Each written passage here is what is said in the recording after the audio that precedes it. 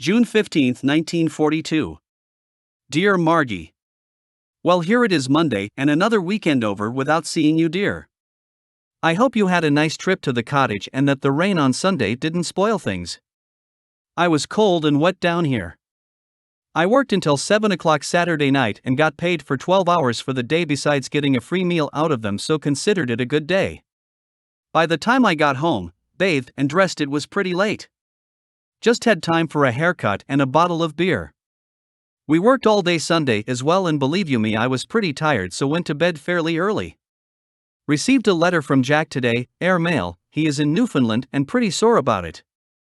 He thought he would be going overseas. He is on 24-hour duty, sleeps in the plane. The towns are blacked out at night and all street and road signs are down. I received the snaps today. They included the two of you and I taken along the banks of the stream. I will enclose them. The print is cheap but gives a fair idea what the enlargements would be like. So, you want some of the other pictures? I have 4 sets here. Well, darling, I hope I receive a letter from you in the morning, or I should say tomorrow night. I am anxious to get over in good time this weekend. We have so much to talk over and plans to make. Just think, this month is half over. Write soon, darling, all my love. As ever. Roger XXXX. June 17, 1942.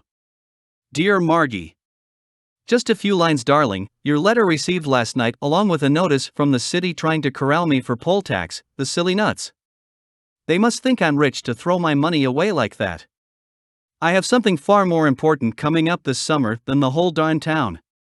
We are still working on the forms for the first water flume, but I don't think I will have to work Sunday. However, you never know. I was told that if I took the job, I would have to put in quite a bit of extra time, so I haven't much of a comeback. Anyways, I will come over Saturday night for a few hours if the worst comes and I work Sunday. I have a couple of spotters looking for someplace that's at least presentable. If I find one I like, I'll take it, as the longer I wait the harder it will be to find a place that's central. I could fix things up a bit and you could come over and decide just what we want. You will have to do the final deciding anyway, darling, so you might just as well decide where it's going to go and how much room we will have. I think it will be fun, don't you? Well, dear, I can't think of much more to say. I told you all the news Monday, I think. I was going to see Comrade X tonight, but think I'll stay in and read. All my love, Margie. Write soon. As ever. Roger XXXX. June 24, 1942. Dear Margie. Here it is Wednesday. Dear, I meant to write sooner, but it seemed that something always stopped me.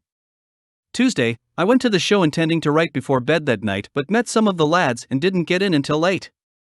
Last night I lay down for a few minutes and woke up at 11:30. However, you will get this in plenty of time for Saturday. Oh boy, that's the day I see my gal Margie.